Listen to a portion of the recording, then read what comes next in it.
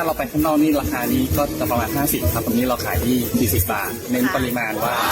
ใช่กาดนางกอมแอดหนองกระทิงเปิดจำหน่ายทุกวันเสาร์อาทิตย์6 โมงเช้าถึงบ่าย 2 โมงณสวนสาธารณะหนองกระทิงโดยองค์การบริหารส่วนจังหวัดลำปางที่นี่บรรยากาศดีมากเลยค่ะแล้วก็ประทับใจกาดนางกอมแอดหนองกระทิงขอเชิญชวนหน่อยเจ้ามาเปิดมีโอกาสผ่านมาก็เสาร์อาทิตย์อย่าลืมนะครับที่กาดนางกอมลำปางนะครับ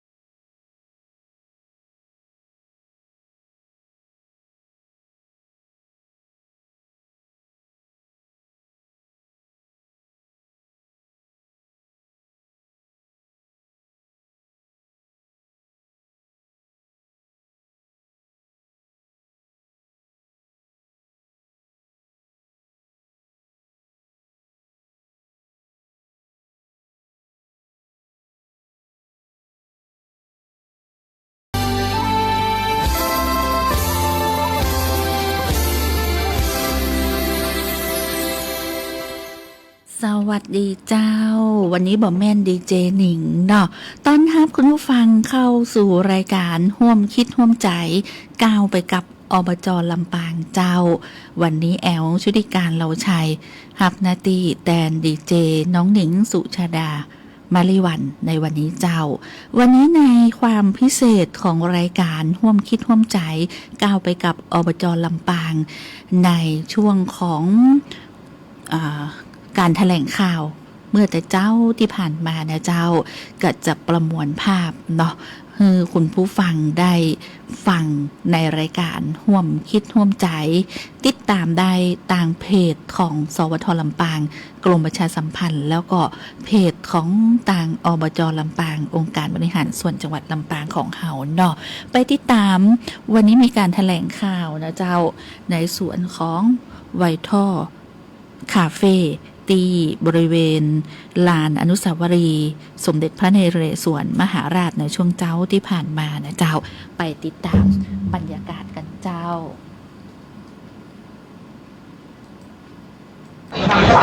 สวัสดีท่านนายอำเภอเกาะคานะคะท่านรองผู้ในวยการโรงพยาบาลเกาะคาท่านผอ.ศูนย์ส่งเสริมอุตสาหกรรมนะคะพร้อมท่านผู้นำขององค์กรปกครองส่วนท้องถิ่นนะคะท่านผู้แทนจากหลายๆหน่วยราชการนะคะท่านผู้สูงอายุซึ่งมาจากสาขาสมาคมผู้สูงอายุแห่งประเทศไทยนะคะรวมทั้งท่านคณะผู้บริหารอบจ.ลำปางท่านสจ.ทุกท่านนะคะและที่สำคัญก็คือพี่น้องสื่อมวลชนทุกคนนะคะที่วันนี้ได้กรุณาให้เกียรติมาร่วมในงานแถลงข่าวของโครงการลำปางเกตเวย์นะคะก่อนอื่นถ้าถามถึงที่มาที่ไปนี่ก็ต้องบอกว่าโครงการนี้เดิมเนี่ยเป็นส่วนหนึ่งของลานพระบรมราชานุสาวรีย์สมเด็จพระนเรศวรนะคะอบจ.ลำปางได้รับพื้นที่อาคาร4 หลังนี้มาอยู่ในความดูแลเมื่อตอนเข้ามารับตำแหน่งในวาระแรกคือปี 2564 นะคะตอนนั้นก็ตึก4 หลังนี้ถูกทิ้งให้รกร้างอยู่เป็นระยะเวลาประมาณ 4-5 ปีไม่ได้ดำเนินการอะไรนะคะเมื่ออบจ.ลำปางได้อาคาร4 หลังนี้มาอยู่ในหน้าที่รับผิดชอบดูแลเราก็จึงมีความคิดว่าตรงนี้เนี่ยเป็นจุดเรียกว่าเป็นยุทธศาสตร์ที่เหมาะสมในการที่จะเป็นเกตเวย์เข้าสู่จังหวัดลำปางของเรานะคะเพราะว่าพื้นที่ตรงนี้นี่ถ้าประชาชนนักท่องเที่ยวจะมาจากโซนทางภาคใต้กรุงเทพมหานครต้องผ่านเส้นนี้นะคะก็เลยมีความคิดว่าเราจะนำพื้นที่นี้มาพัฒนาเพื่อให้เป็นหมุดหมายเป็นแลนด์มาร์คใหม่ของจังหวัดลำปางนะคะเพราะฉะนั้นในโซนอาคารทั้ง4 หลังเนี่ยก็เลยเกิดเป็นคอนเซปต์ที่อยากจะทำให้เกิดเป็นพื้นที่พัฒนาเศรษฐกิจแบบสร้างสรรค์นะคะซึ่ง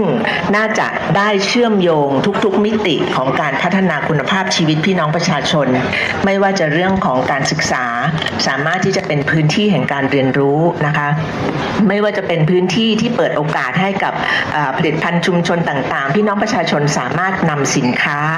ซึ่งต้องเรียกว่าสินค้าจังหวัดลำปางเรานี่มีสินค้าที่มีคุณภาพมาตรฐานสูงแล้วก็แอดวานซ์กว่าที่เราเคยเห็นทั่วๆไปเยอะมากนะคะที่ได้ไปพบมาเพราะฉะนั้นเราก็เลยอยากจะให้พี่น้องประชาชนเนี่ยได้มีโอกาสมาเปิดเผยตัวตนแสดงให้เห็นว่าเรามีของดีอะไรอยู่บ้างที่จังหวัดลำปางก็เลยเกิดเป็น2คอนเซปต์หลักอันแรกคือร้านกาแฟไวท์ทัลคาเฟ่และอันที่2ก็คือร้านลำปางพราวซึ่งเป็นสินค้าจากความภาคภูมิใจของคนในลำปางนะคะพูดถึงร้านแรกก่อนที่วันนี้เราจะเป็นไฮไลท์ในการเปิดซอฟต์โอเพนนิ่งก็คือร้านไวท์ทัลคาเฟ่นะคะร้านนี้เมื่อกี้ถามถึงที่มาที่ไปก็ต้องบอกว่าตัวนายกเองเนี่ยได้รับแรงบันดาลใจจากร้าน 60 plus Cafe ที่กรุงเทพนะคะซึ่งร้านนั้นเนี่ยเป็นร้านซึ่งให้โอกาสกับผู้พิการในการที่จะเป็นผู้ให้บริการในร้านทำขนมเองทำกาแฟเองเป็นบาริสต้านะคะเราก็เลยนำคอนเซปต์นี้มา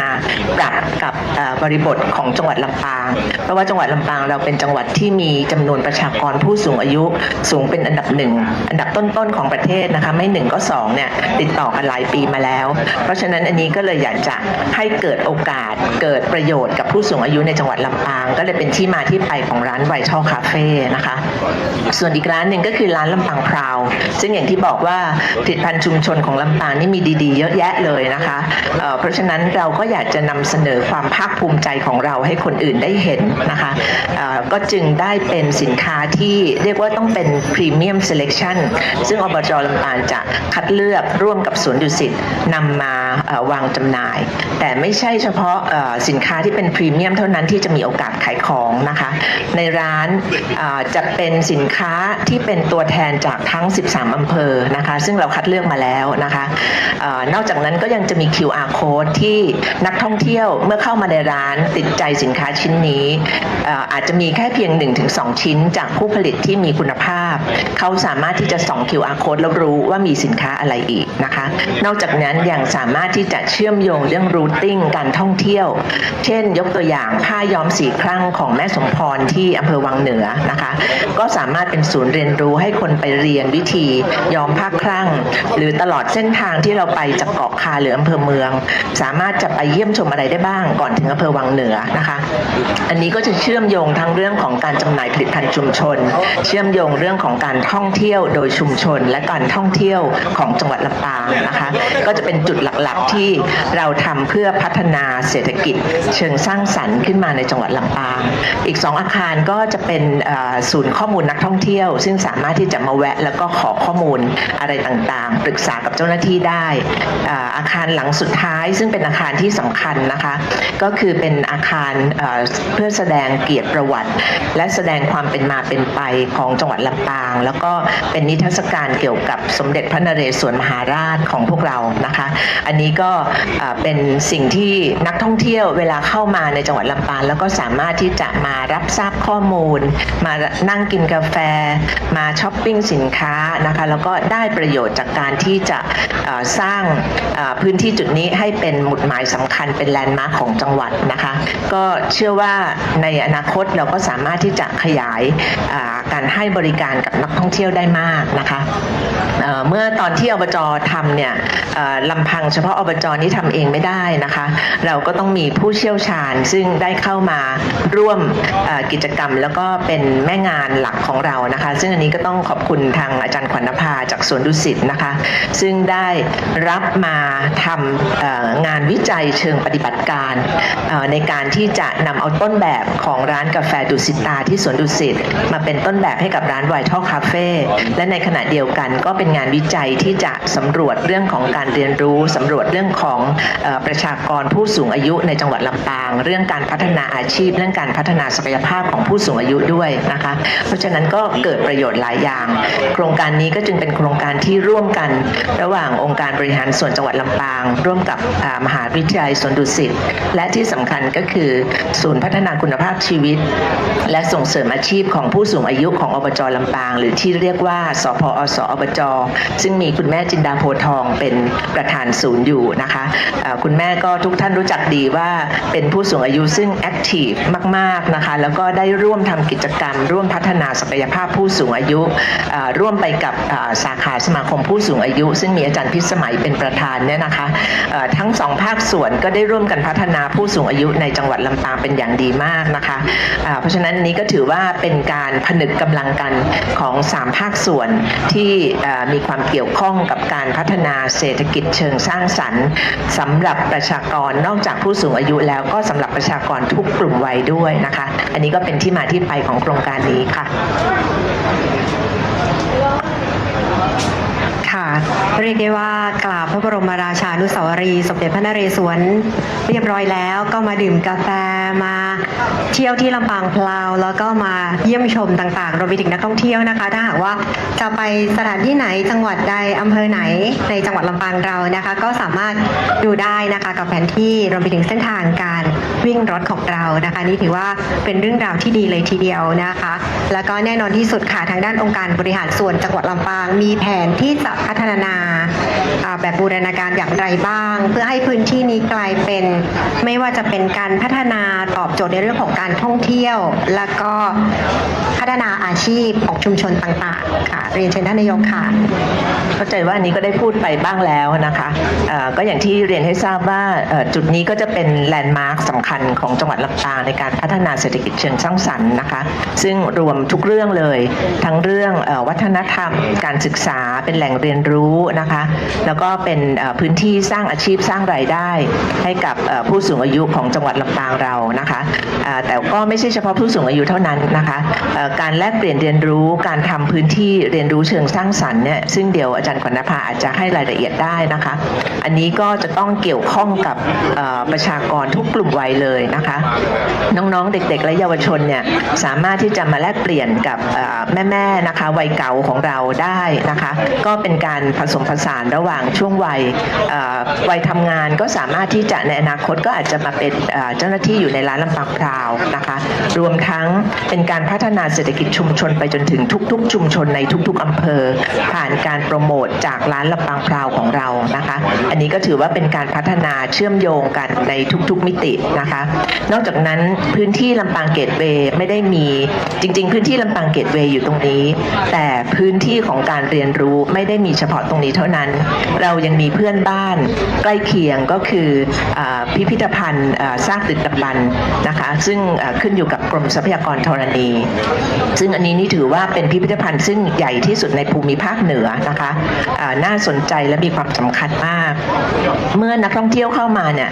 เวิร์กนี้ทั้งเวิร์กเลยค่ะสามารถที่จะเป็นเวิร์กแห่งการต้อนรับนักท่องเที่ยวเป็นเวิร์กแห่งการเรียนรู้ไล่มาตั้งแต่อาคารพิพิธภัณฑ์มาจนถึงพื้นที่ของเทศบาลเกาะคาซึ่งก็มีพื้นที่ในการออกกำลังกายและจัดกิจกรรมเชิงสร้างสรรค์อยู่นะคะแล้วก็มาถึงพื้นที่ของอบจ.ลำปางตรงนี้เพราะฉะนั้นความร่วมไม้ร่วมมือระหว่างหน่วยงานราชการต่างๆทั้งท้องที่ท้องถิ่นรวมทั้งหน่วยงานราชการอย่างกรมทรัพยากรธรณีใน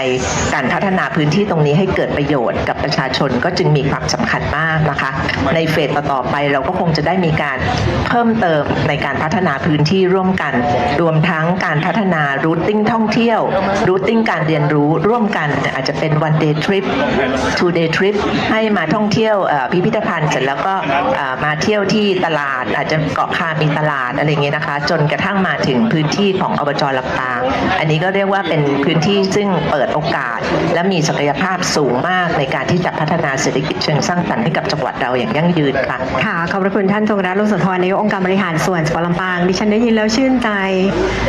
ในฐานะเป็นคนลำปางนะคะแล้วก็เป็นคนเกาะคาแล้วก็มีหลายๆท่านที่บอกว่าเฉพาะผู้สูงอายุเหรอลุงหนิงเห็นแล้วก็อยากมาด้วยก็ได้ยินจากปากท่านนายกเองแล้วนะคะว่าหลากหลายกลุ่มอายุไม่แน่นะคะลำปางเกตเวย์แห่งนี้ช่วงปิดเทอมอาจจะมีโครงการยายสอนหลานทำกระทงนะคะประดิษฐ์กระทงห่อเมี่ยง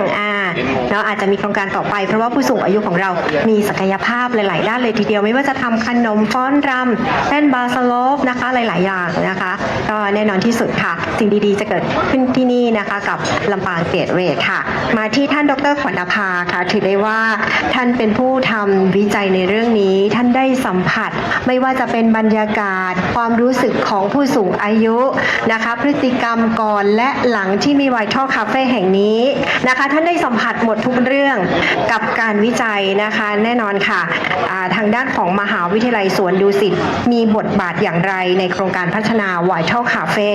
กับแนวคิด Active Aging Space นะคะซึ่งเน้นให้ผู้สูงอายุได้ใช้ศักยภาพของตนเองในเรื่องนี้เป็นอย่างไรโอกาสนี้ขอเรียนเชิญท่านดร.ขวัญนภาได้บอกรายละเอียดแล้วก็พูดถึงเล่าถึงที่มานิดนึงก่อนและหลังนะคะความสุขของผู้สูงอายุค่ะเรียนเชิญค่ะ ก็ขอบคุณค่ะก่อนอื่นก็ต้องคงขอขอบคุณทางท่านนายกและอบจ.ลำปางนะคะที่คิดโปรเจกต์ที่เราถือว่าเป็นโปรเจกต์ที่เป็นบิ๊กโปรเจกต์แล้วก็เป็นโปรเจกต์ที่ให้กับความรู้สึกกับทุกคนในลำปางให้รู้สึกพราวกับตัวเองจริงๆนะคะแล้วก็ต้องขอบคุณทางแม่ทางศูนย์สวส.แม่จินดาโดยที่ร่วมขับเคลื่อนกันมาตลอดนะคะแล้ววันนี้ที่ขอบคุณทุกเครือข่ายจริงๆค่ะวันนี้ด้วย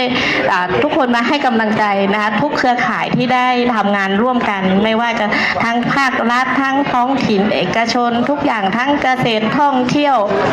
ทุกส่วนงานวันนี้มาครบจริงๆค่ะมหาวิทยาลัยต่างๆที่เข้ามาร่วมและที่สำคัญที่สุดก็ในส่วนทั้งน้องๆทั้งทีมงานของอบจ.เองทีมงานของสวนดุสิตแล้วก็ทีมงานเครือข่ายทั้งหมดที่ทำงานร่วมกันมาวันนี้นับจริงๆก็เกือบ3 ปีนะคะท่านนายกค่ะแล้วก็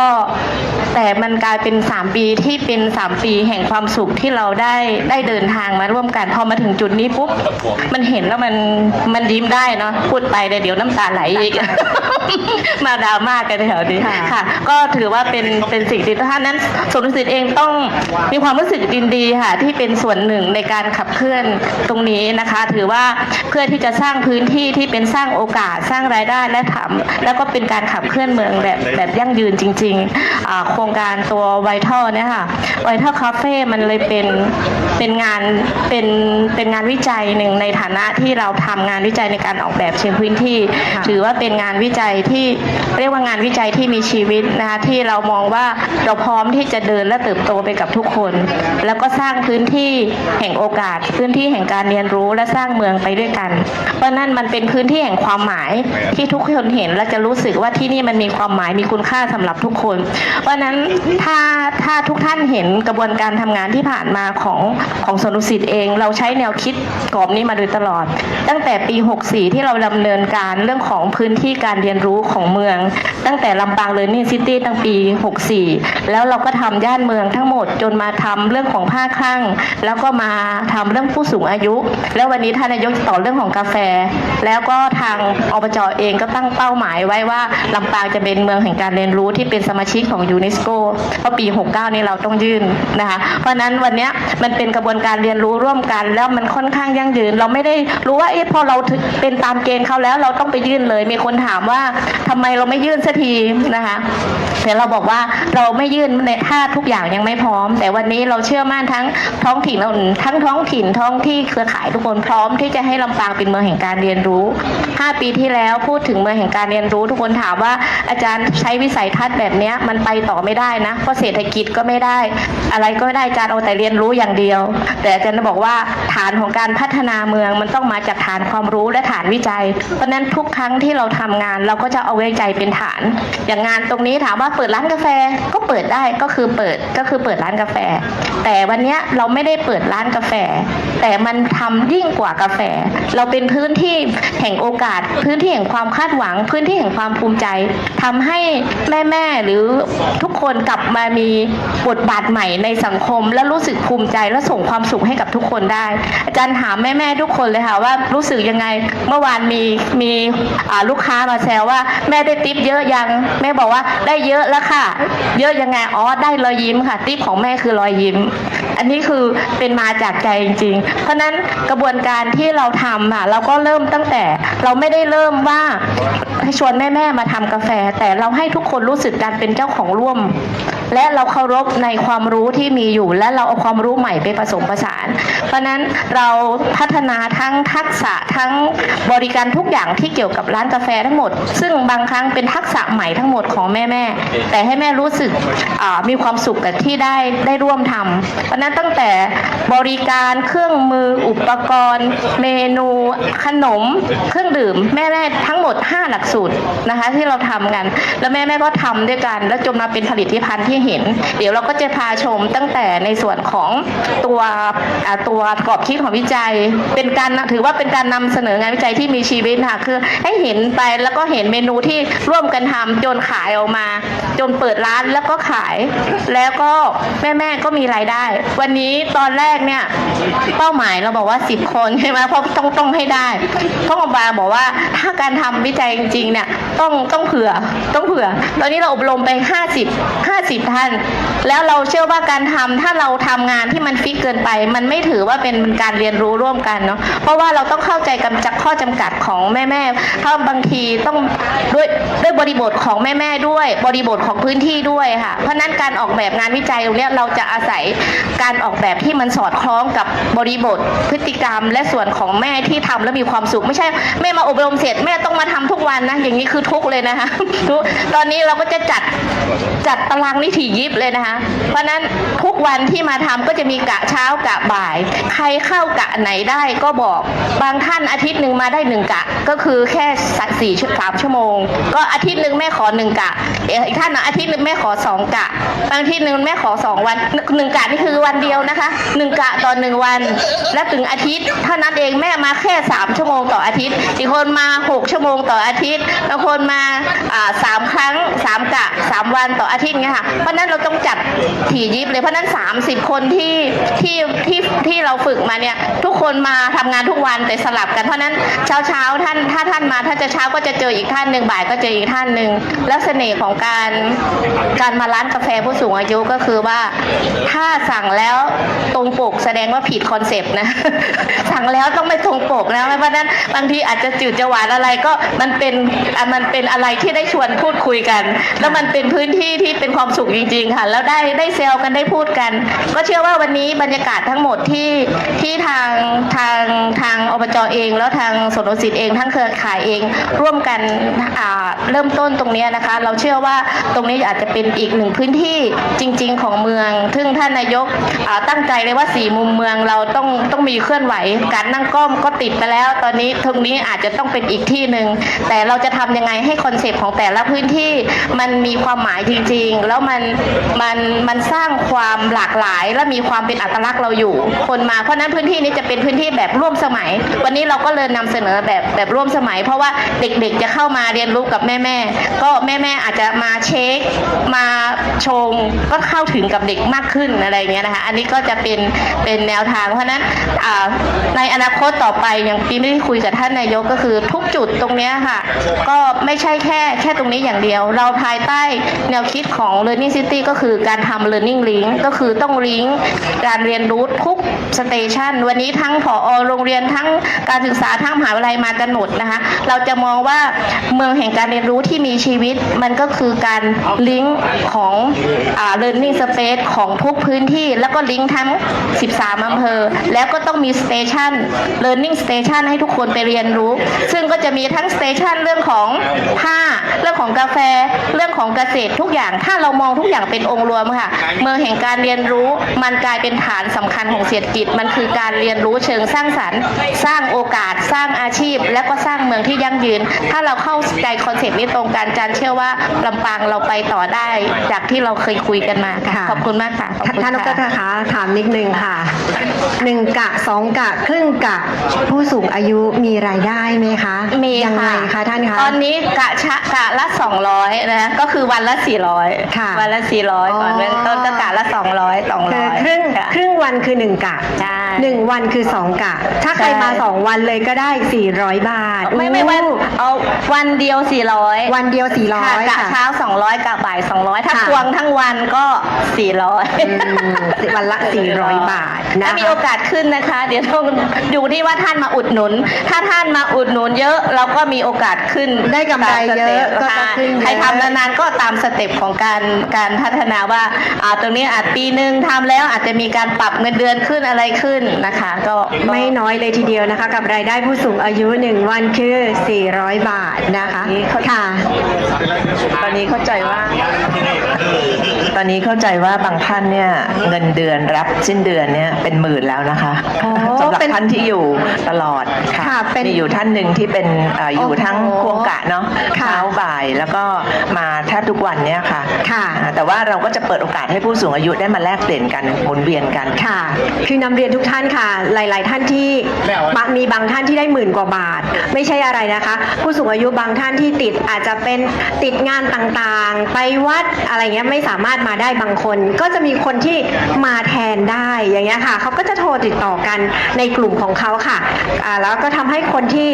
มาแทนคนนั้นคนนี้ได้เยอะขึ้นก็10,000 กว่าบาทเลยทีเดียวต่อเดือนนะคะค่ะท่านดร.คะอีกเรื่องหนึ่งค่ะกับแนวคิดที่ว่า Beyond Coffee is a sip of heart and soul อันนี้คือเกินกว่ากาแฟมันคือชีวิตจิตใจ และจิตวิญญาณขอให้ท่านได้พูดถึงแนวคิดนี้สักนิดหนึ่งค่ะ ก็แนวคิดที่จันพูดมาในต้นนะคะว่าที่นี่ไม่ใช่แค่กาแฟ แต่มันเป็นมากกว่ากาแฟ มันคือชีวิตและจิตวิญญาณของคนลำปางที่จะต้องทำงานร่วมกัน แล้วก็ทำร่วมกันในทุกภาคส่วนจริงๆ และทุกเครือข่ายจริงๆ แล้วสร้างพื้นที่แห่งความหมายให้กับทุกๆคน เพราะนั้นมันเลยกลายเป็นพื้นที่เรียนรู้ที่จันว่าทั้งทุกคนทุกช่วงวัยและตรงนี้จะกลายเป็นพื้นที่ของการครีเอทีฟในเรื่องของกิจกรรมสร้างสรรค์ต่างๆ เพราะนั้นเราอาจจะเห็นอะไรใหม่ๆที่เกิดขึ้นตรงนี้อยู่ตลอดเวลาเพื่อให้เกิดกระบวนการเรียนรู้จริงๆค่ะอันนี้ก็จะเป็นสิ่งที่เรามองถึงกระบวนการเชิงคุณค่ามากกว่าการถ้าเรามองกันจริงๆถ้าในเทรนด์ของปัจจุบันก็คือปกติเวลาเราคิดจะช่วยใครสักคนหนึ่งนะเราจะนึกถึงคำว่า CSR ไปถึงปุ๊บเอาของไปให้ไปอบรมไปจัดกิจกรรมเสร็จจบกลับบ้านอันนี้คือ CSR แต่ณปัจจุบันสิ่งที่เราต้องไปต่อคือ CSV ก็คือ Share Value ก็หมายว่าการทำงานเชิงคุณค่าเพราะนั้นเวลาจะพัฒนาใครสักคนไม่ใช่เอาอย่างใดอย่างหนึ่งไปให้แต่มันเป็นการพัฒนาทั้งกระบวนการเพราะฉะนั้นต้นแบบของผ้าย้อมข้างที่เราทำทั้งกระบวนการต้นแบบของผู้สูงอายุที่เราทำทั้งกระบวนการอันนี้แหละค่ะน่าจะเป็นตัวหนึ่งที่จะถอดบทเรียนที่เราจะไปต่อและวันนี้พอเราจะทำเรื่องกาแฟเราก็จะทำรูปแบบนี้เพราะนั้นผ้าย้อมข้างก็เลยไม่ใช่ผลิตภัณฑ์แต่มันคือกระบวนการเพราะนั้นทุกอย่างที่อยู่ที่ลำปางตอนนี้เราสามารถเอากระบวนการนี้ไปจับทุกเรื่อง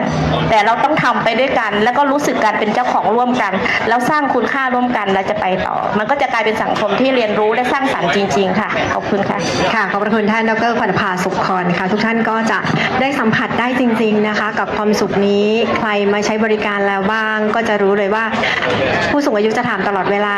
กาแฟลำก็เจ้าขนมลำก็เจ้าถ้าเราตอบว่าลำอีนะเจ้า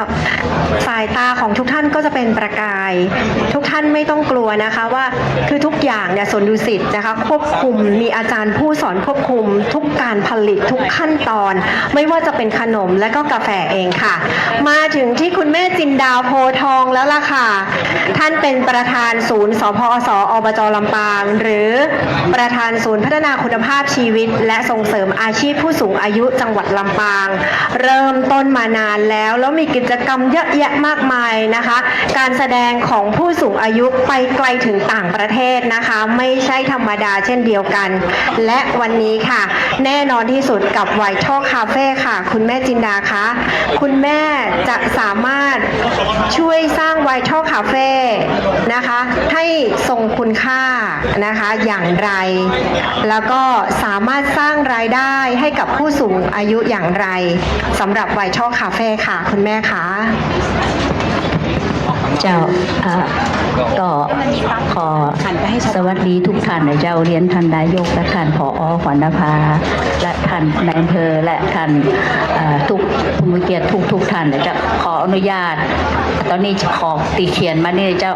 จะรวมความรู้สึกก่อนนะเจ้าเดี๋ยวน้องดิ่งกระถามนะเจ้านี่ถ้าว่าจะมาอู้ความรู้สึกไปแล้วกลัวมันบ่หมดเจ้ามาก่อนนะเจ้านะขออนุญาตอ่านความรู้สึกว่าในฐานะที่ แม่กับเป็นตัวแทนของผู้สูงอายุนะเจ้าเนาะอันยังทีแรกนี่ก็ภูมิใจดีใจที่ได้หันโครงการนี้เกิดขึ้นเพราะว่าไวโทคาเฟ่ไม่ใช่เพียงคาเฟ่แต่เป็นพื้นที่ให้ผู้สูงอายุเฮาน่ะได้กลับมารู้สึกว่าตัวเองมีคุณค่านะเจ้าได้ใช้ความรู้ความสามารถประสบการณ์เฮามาสร้างงานสร้างรายได้และโดยสำคัญที่เป็นแบบอย่างที่จะส่งต่อแรงบันดาลใจเพื่อคนรุ่นหลังนะเจ้านี่เจ้าอยากจะส่งต่อเนาะและทุกแก้วของกาแฟนะเจ้าคิดพอเตอร์กาแฟนะเจ้าถ้าพูดถึงร้านกาแฟนี่จะเป็นแบบของวัยรุ่นก็กาแฟเจ้าของร้านเป็นวัยทำงานเป็นเจนแซดเจนนั่นนะเจ้าแต่บามูเฮานี่เป็นเจนเบบี้บูมเมอร์ทั้งนั้นเลยแต่คนเข้ามาตกใจเลยนะเจ้านะเจ้ามันเป็นวัยรุ่นนะเจ้าแต่ว่าหมู่เฮาเป็นผู้สูงอยู่ที่มีการเรียนรู้ตลอดชีวิตเป็นactive aging นะฉะนั้นเฮาต้องทำได้ทุกอย่างเจ้าทำได้สิ่งที่ดีที่งามสิ่งที่มีคุณค่าให้เขาเองกับสังคมเฮาทำได้เจ้าแล้วลาผู้สูงอายุทำเนี่ยเจ้าทุกแก้วของกาแฟตีชงเนี่ยเจ้าเขาจะแบบตั้งใจเนาะตั้งใจทำด้วยใจนะเจ้านะเพราะว่า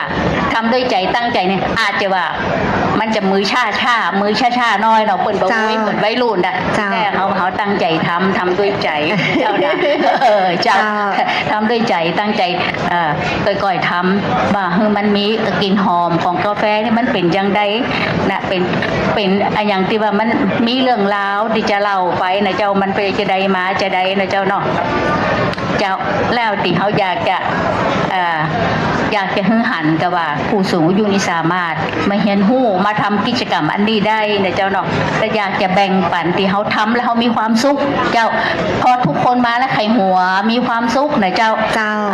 มีความสุขแล้วก็อยากจะแบ่งปันความสุขมาสู่ผู้สูงอายุถึงจังหวัดลำปางเฮาเจ้าแล้วก็เป็นพื้นที่ที่เฮาฮู้ว่าอายุมันแบบเป็นอุปสรรคเลยเขาต้องนับอายุไว้หันเจ้าสามารถทำได้เจ้าแล้วก็เป็นการกาแฟนี่มันเป็นการที่อาชีพที่ท้าทายผู้สูงอายุเนาะท้าทายที่ว่าเขาบ่เคยทำมาเลยกาแฟเนี่ยนะเจ้าเป็นแต่ละออนทำแต่ประเดี๋ยวนี้มันเป็นสิ่งใหม่ที่เขาต้องเรียนรู้แล้วเขาเรียนรู้ตลอดชีวิตอยู่แล้วโดยเฉพาะผู้สูงอายุจังหวัดลำปางเขาก็เป็นที่ฮู้ไปทั่วเลยเนาะผู้สูงอายุสพสลำปางเขาด้านความเข้มแข็งในทุกด้านที่เรื่องลือไปถึงในจังหวัดถึงหลายจังหวัดนะเจ้าเนาะว่าจะเข้มแข็งครบพร้อมทุกด้านเจ้าอย่างที่ว่าท่านนายกเป็นตั้งสพสมาแล้วเปิดก็สนับสนุนต่างๆเนาะขวัญนภากับไปช่วยดูแลอย่างนี้นะเจ้านะเขาจะมีมิติต่างๆที่ว่าด้านสุขภาพก็เขาก็มีนันทนาการมีต่างๆติออกกำลังกายแล้วก็ทำให้ร่างกายแข็งแรงจิตใจเข้มแข็งอารมณ์สมองดีอยู่หันหมดด้านดนตรีก็มีหันหมดร้องรำต่ำเต้นอยู่หันเขามีหมดมีลีลาดมีลำวงย้อนยุคมีบาสโลปลายแดนมีฟ้อนมีลำมีดนตรีอังกะลุงสะล้อซอซึ่งดนตรีไทยเดิมมีขับร้องเพลงประสานเสียงถ้าหากท่านใดเกษียณอายุแล้วก็ขอเชิญไปสมัครเลยเจ้าท่านจะมีความสุขไปอยู่ด้วยเฮาในความสุขเจ้าบ่แก่บ่เฒ่าอายุบ่ต้องขึ้นเอาเจ้าอันนี้เจ้าเฮาก็จะเป็นฮู้ว่าผู้สูงอายุลำปางเฮาเนาะเฮาบ่เป็นภาระให้ไผแต่เฮาจะเป็นพลังสร้างบ้านสร้างเมืองสร้างสังคมเฮาเป็นพืชพลังได้เจ้านะตินะว่าได้เจ้าเนาะอันนี้ติไปติมาต้องขอบพระคุณท่านนายกตวงราชเนาะที่เปิ่นมีโครงการดีๆมาให้หมู่เฮาผู้สูงอายุให้รู้สึกมีคุณค่าผอ.ขวัญนภาก็สนับสนุนทำทุกอย่างเพื่อผู้สูงอายุจังหวัดลำปางเฮามีความสำคัญหมู่เฮามีความสุขและมีความภาคภูมิใจเจ้าตีได้มามีกิจกรรมรวมพัฒนาศักยภาพผู้สูงอายุเฮาเพื่อเป็นหนึ่งแล้วต่อไปนี่ถ้าหากว่า อูเรื่องด้านผู้สูงอายุแล้วกิจกรรมต่างๆแล้วร้านกาแฟเฮานี่ก็จะเป็นต้นแบบอย่างติดต้นแบบผู้สูงอายุแล้วสามารถมาเปิดร้านกาแฟเหมือนเป็นเจ้าของส่วนหนึ่งของร้านกาแฟได้อย่างใดและทำไปโดยความหักแล้วก็ประสบความสำเร็จเจ้าแล้วก็ถ้ามาเมืองไทย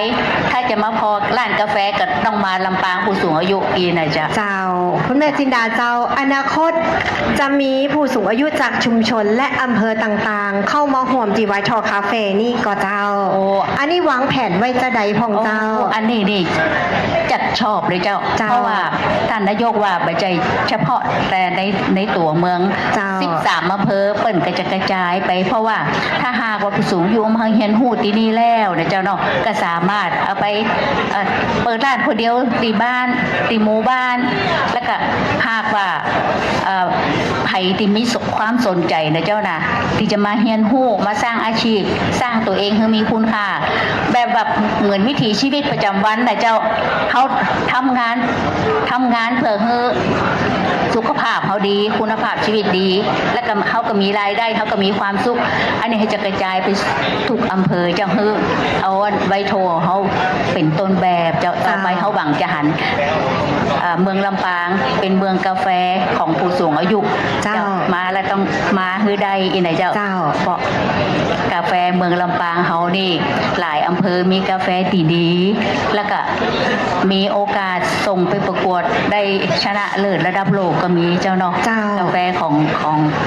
เป็นบาทหลวงบรูโน่นะเจ้านะได้ชนะรู้สึกว่าระดับโลกไงนะเจ้าเขาก็จะก็ดีใจที่ว่าท่านทั้งสองได้มาสืบทอดกาแฟเมืองลำปางเนาะคือพัฒนาก้าวสู่สากล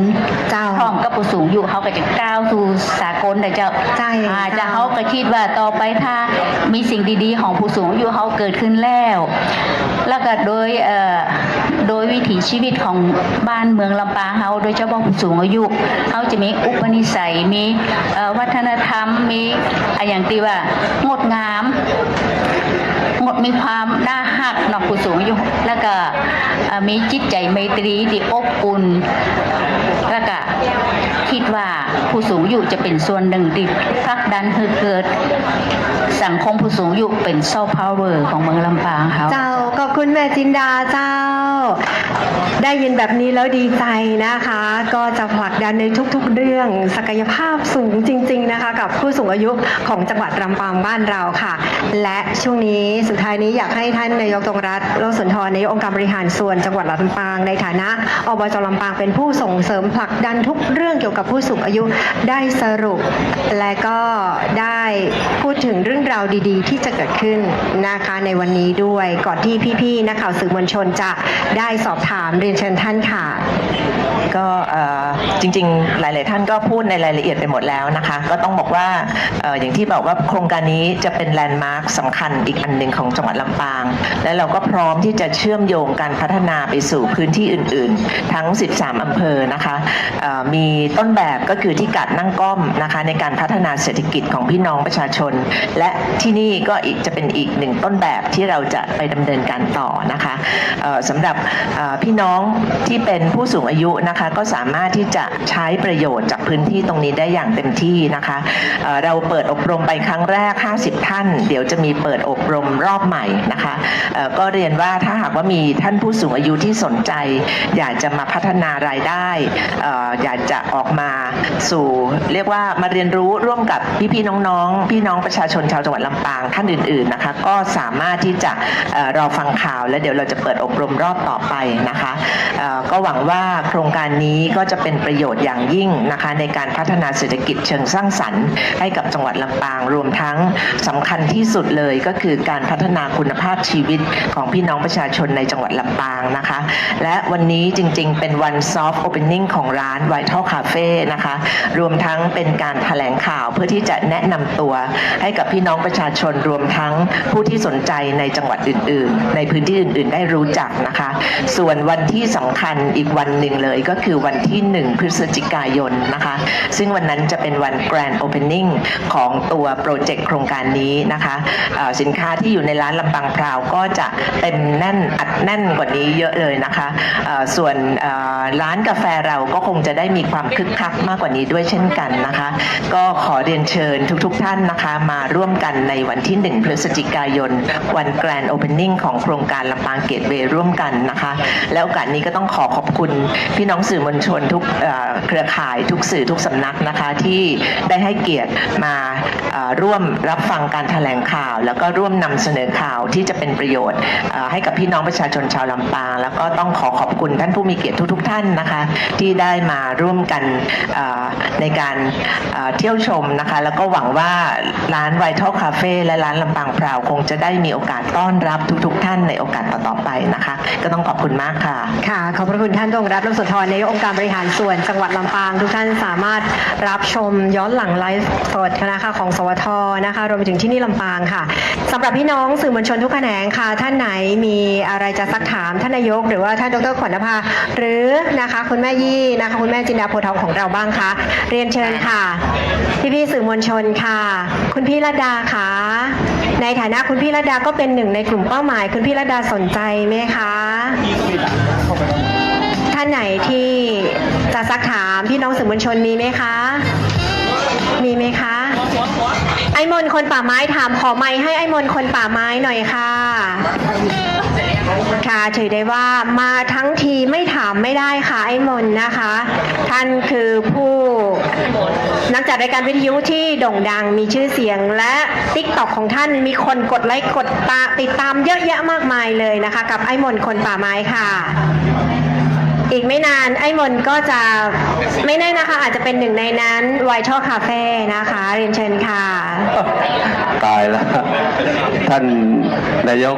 องค์การบริหารส่วนจังหวัดครับท่านอาจารย์และคุณแม่ครับนายกครับ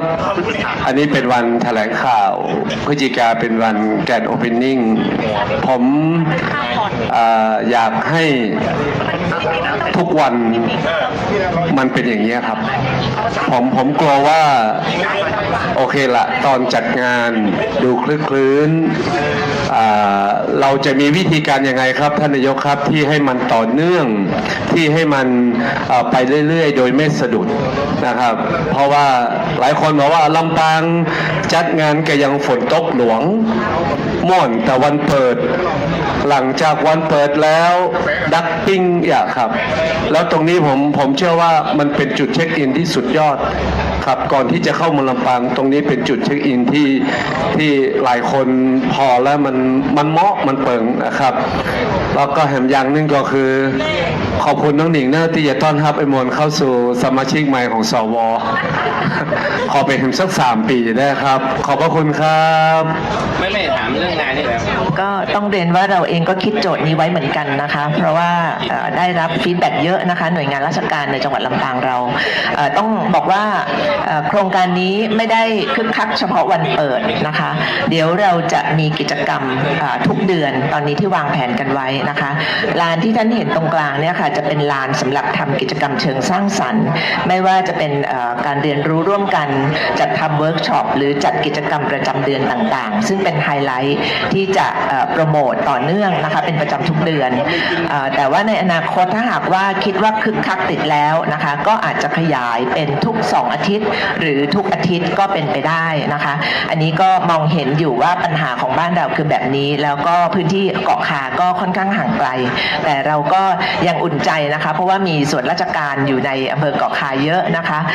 ทั้งโรงพยาบาลทั้งหน่วยงานราชการต่างๆนะคะก็ต้องขอความอนุเคราะห์นะคะถ้าคิดถึงกาแฟคิดถึงของฝากก็อาจจะมาแวะเยี่ยมที่ลำปางเกตเวย์ของเรานะคะก็ถือว่าทุกท่านก็จะได้เป็นส่วนหนึ่งในการช่วยกันสนับสนุนให้กำลังใจผู้สูงอายุแล้วก็ร่วมเป็นส่วนหนึ่งในการสนับสนุนผลิตภัณฑ์ชุมชนจากทั้ง13อำเภอของจังหวัดลำปางด้วยนะคะไม่ต้องห่วงค่ะเดี๋ยวเราจะมีกิจกรรมที่จะต้องรบกวนท่านสื่อมวลชนมาเป็นประจำทุกเดือนอีกนะคะขอบคุณค่ะค่ะขอบคุณท่านดวงรัตน์ ร่มโสธรนายกองค์การบริหารส่วนจังหวัดลำปางเป็นอย่างสูงค่ะมีท่านอื่นอีกไหมคะค่ะโอ้ค่ะท่าน สยุมพรสิรินาวินค่ะ ขอบพระคุณเป็นอย่างสูงค่ะ ดีใจที่ได้มางานนี้นะคะค่ะ แต่เมื่อก่อนเนี้ยขับรถผ่านหาเท่าไหร่ก็ไม่เจอ ที่มาพูดนี้ก็คืออย่างนี้ค่ะ อยากจะให้ตรงเนี้ยสนับสนุนโกโก้ด้วย เรามีไร่โกโก้มีสวนโกโก้เคยไปดูครบวงจร แล้วก็ซื้อไปฝากอาจารย์แพทย์ที่เป็นหมอทางระบบสมองที่กรุงเทพเขาดีใจมากก็บอกถ้าซื้อของฝรั่งอ่ะมันแพงกว่านี้เยอะกิโล300 บาทไปทุกทีก็จะหอบไปให้เข้าไปนะคะแล้วโกโก้เนี่ยมันช่วยบำรุงสมองกาแฟในกินหลังเที่ยงแล้วนอนไม่หลับจะเป็นปัญหาผู้สูงอายุนะคะนั้นถ้าตรงนี้เนี่ยรับโกโก้เป็นถุงมาขายด้วยแล้วก็สนับสนุนด้วยมันบำรุงสมองนะคะกาแฟและโกโก้กาแฟอย่ากินเยอะไปค่ะขอบคุณค่ะค่ะขอบพระคุณเป็นอย่างสูงค่ะท่านสยมพรสิรินาวินนะคะมีท่านอื่นไหมคะคุณหมอตาขาเห็นคุณหมอตายิ้มตั้งแต่เช้านะคะสนใจร้านกาแฟหรือสนใจที่จะมาช่วยขายที่ร้านกาแฟคะคุณหมอตามีอะไรจะพูดสักเล็กน้อยไหมคะรอเข้าสู่พอๆกับไอ้มนนะคะไล่ๆกันไปนะคะท่านนายอำเภอบอกว่าจะเป็นพรีเซนเตอร์ท่านนายอำเภอต้องมาเป็นพรีเซนเตอร์ทุกวันด้วยนะคะขอบพระคุณเป็นอย่างสูงค่ะท่านนายอำเภอเรียนเชิญค่ะเรียนเชิญท่านค่ะค่ะขอเสริมพี่ท่านสยุมพรอาจารย์สยุมพรศรีนาวินค่ะคือเมื่อกี้ที่พูดถึงเรื่องโกโก้นะคะเข้าใจท่านน่าจะหมายถึงที่บางเหนือนะคะอันมีสวนของคุณหมอนะคะอันนั้นเป็นต้นแบบนะคะเขาเรียกว่าเศรษฐกิจพอเพียงนะคะได้เป็นต้นแบบของจังหวัดลำปางเรานะคะโกโก้อร่อยค่ะมีหลายๆเขาเรียกว่ามีผลิตภัณฑ์นะคะไม่ว่าจะเป็นเปลือกโกโก้อบนะคะมีโกโก้ที่จะชงนะคะในร้านกาแฟได้นะคะมีช็อกโกแลตนะคะมีน้ำโกโก้คั้นสดอร่อยมากค่ะไม่ขมเลยใช่ไหมคะท่านไม่ขมค่ะน้ำโกโก้คั้นสดนี่อร่อยมากมันจะเฟรชเลยค่ะมันจะหวานอมเปรี้ยวนะคะซึ่งต้องที่รู้นะคะเพราะว่าก่อนที่จะมาดำรงตำแหน่งนายอำเภอเกาะคาเป็นนายอำเภอวังเหนือมาก่อน3 ปีนะคะส่งเสริมศูนย์เศรษฐกิจพอเพียงตรงนี้มาซึ่งได้รับรางวัลชนะเลิศของจังหวัดลำปางนะคะตรงนี้นะคะเป็นเขาเรียกว่าอะไรเป็นต้นแบบนะคะให้กับในเรื่องของการเป็นอินทรีย์นะคะเป็นการไม่เน้นในเรื่องของเคมีศูนย์ตรงนี้นะคะเป็นศูนย์เรียนรู้นะคะโครงการอันเนื่องมาจากพระราชดำริก็ได้ศูนย์เศรษฐกิจพอเพียงนะคะขยายให้กับจังหวัดลำปางของเราแล้วก็มีหลายๆหน่วยงานไม่ใช่แค่จังหวัดลำปางนะคะทั้งประเทศมาดูและก็ศึกษางานเป็นพี่เลี้ยงให้กับทุกวิสาหกิจชุมชนเกี่ยวกับพืชนะคะค่ะเป็นที่อบรมเป็นที่เรียนรู้เป็นศูนย์เรียนรู้ให้ครบวงจรมากเลยค่ะก็ตอนนี้เห็นว่ามีผลิตภัณฑ์ที่สามารถส่งออกไปต่างประเทศได้นะคะไม่ใช่แค่โกโก้อย่างเดียวนะคะตรงศูนย์นี้มีหลายผลิตภัณฑ์แล้วให้ความรู้กับเกษตรกรได้ด้วยครบองค์ความรู้เลยค่ะถ้ายังไงถ้าทางร้านไวท์ทอนคาเฟ่นะคะจะสนับสนุนผลิตภัณฑ์โกโก้ตรงนี้มาเพื่อใช้ในร้านก็คิดว่าดีมากๆเลยนะคะติดต่อท่านได้เลยนะคะติดต่อทางศูนย์ได้เลยค่ะศูนย์เรียนรู้ของอำเภอวังเหนือสามารถติดต่อไปทางอำเภอหรือคนที่เป็นเจ้าของศูนย์นะคะที่ให้พื้นที่ตรงนี้เป็นคุณหมอนะคะของอยู่ที่โรงพยาบาลวังเหนือเองนะคะค่ะเชิญดร.กนภาค่ะเบื้องต้นนะคะก็ได้ประสานกับหมออาคมแล้วค่ะก็ลงพื้นที่กับหมออาคมแล้ววันนั้นไปกับท่านที่ของสภาองค์กรมวลชนก็ไปเจอท่านที่กรุงเทพเหมือนกันก็คุยกันแล้วก็ทั้งส่วนของตัวโกโก้ที่จะมาเป็นเอามาจำหน่ายเนาะรวมทั้งการต่อยอดร่วมกันทั้งเรื่องของขนมเรื่องของช็อกโกแลตอะไรเงี้ยค่ะก็คุยกันเบื้องต้นไว้แล้วตรงนี้คงไม่ใช่แค่กาแฟค่ะที่คุยไว้ก็คือกาแฟโกโก้ชาทุกอย่างที่เป็นเกี่ยวกับเครื่องดื่มคือเครื่องดื่มทั้งหมดนะคะที่พูดถึงรวมทั้งผลิตภัณฑ์ท้องถิ่นที่เป็นผลไม้ต่างๆสมุนไพรที่เรามาทำเป็นเครื่องดื่มซึ่งเดี๋ยวดูจากตรงผลงานที่นำเสนอตรงนั้นก็จะเป็นทุกอย่างที่อยู่ในนี้ค่ะขอบคุณค่ะใช่ เน้นผลิตภัณฑ์ลำปางทั้งหมดเลยค่ะ ค่ะขอบพระคุณท่านนายอำเภอวณิชดาชัยเสนนะคะชัยศิรินะคะท่านนายอำเภอเกาะคาอดีตท่านเป็นนายอำเภอวังเหนือนะคะขอบพระคุณเป็นอย่างสูงสมกับเป็นนักประชาสัมพันธ์ของกระทรวงมหาดไทยจริงๆนะคะขอบพระคุณมากๆเลยค่ะมีท่านอื่นอีกไหมคะถ้าหากไม่มีนะคะเรามีกิมมิคเปิดงานซอฟต์โอเพนนิ่งนะคะซึ่งถือได้ว่าครั้งนี้อยากจะให้ทุกท่านได้เห็นภาพบรรยากาศน่ารักนะคะที่ท่านนายกองค์การบริหารส่วนจังหวัดลำปางจะเป็นบาริสต้าด้วยตัวของท่านเองบนเวทีนะคะขอคุณแม่ยืนก่อนเดี๋ยวเราเก็บในเรื่องของโต๊ะเก้าอี้นิดนึงนะคะ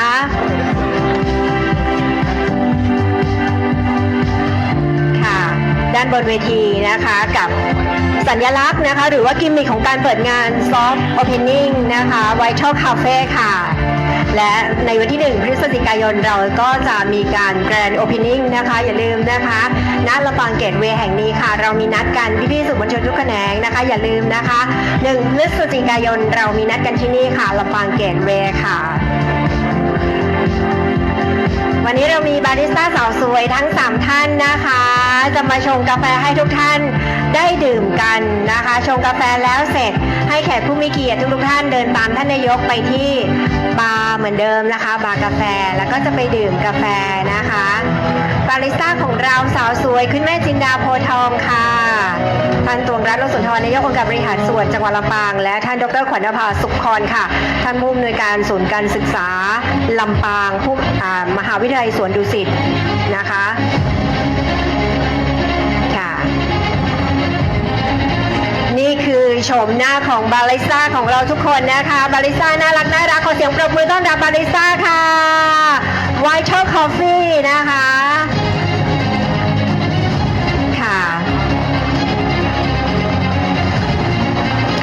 เรียนเชิญทุกท่านอยู่ด้านหลังโต๊ะนะคะเดี๋ยวเขาจะขยับโต๊ะมานิดนึงค่ะ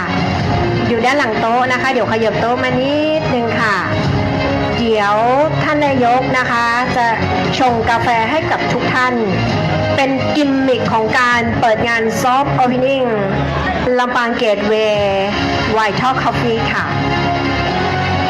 ซึ่งเป็น Vital Cafe นะคะ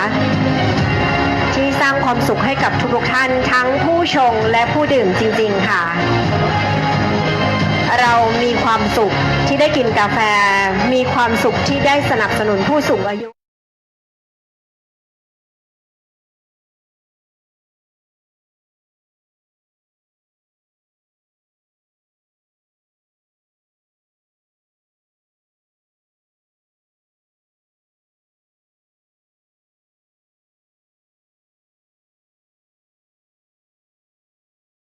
วันนี้นะเจ้าร่วมคิดร่วมใจก้าวไปกับอบจ.ลำปางเดินทางมาถึงช่วงท้ายของรายการแล้วเจ้าขอบพระคุณในการติดตามรับฟังเนาะที่คุณผู้ฟังได้ฟังไปก็คือบรรยากาศในการแถลงข่าวเนาะกับ Vital Coffee ที่มีการแถลงข่าวในช่วงเจ้าที่ผ่านมาของอบจ.ลำปางนะเจ้าวันนี้นำรายการจากหลากแต่คุณผู้ฟังแต่เพียงตัวอีเนาะแล้วก็ติดตามได้วันจันทร์ถึงวันศุกร์เนาะรายการร่วมคิดร่วมใจก้าวไปกับอบจ.ลำปางสวัสดีเจ้า